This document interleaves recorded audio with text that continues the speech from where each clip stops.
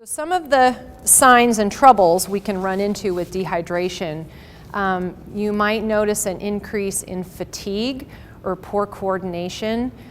These are kind of down the line after you've had several cues from your body that you're probably thirsty, but really a significant and serious problem if left untreated.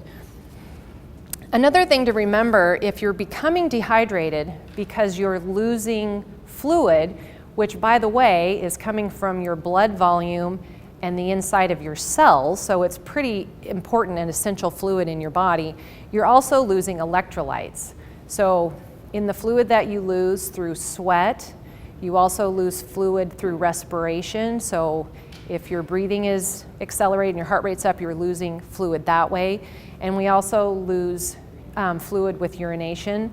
So all of those things have to be replaced with the fluid that we can drink during these events.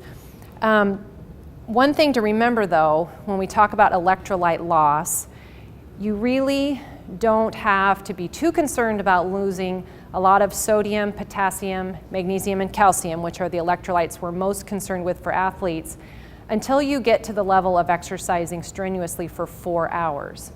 Now that being said, that doesn't mean you shouldn't eat and drink during that 4-hour time, but we have lots of good products and sports drinks on the market that actually help us preserve some of those electrolytes.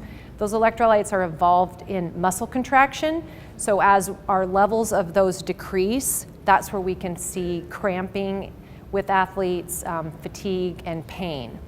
One of the things you should have on the table in front of you is this handout that's a sports drink recipe. And we're going to talk a little bit more about this and how sports drinks can be helpful. This recipe makes a gallon, so if you cut it in half, it would fill a container about this size, which seems pretty handy and appropriate to carry with you during the day. And you're going to see, of course, there's water, but you've got a source of carbohydrate from the orange juice and the sugar and a little bit of salt, so you get some of the sodium and chloride that your body might be losing that it needs to use. So this is a good recipe to hang on to if you want to just try to make that and see what it tastes like.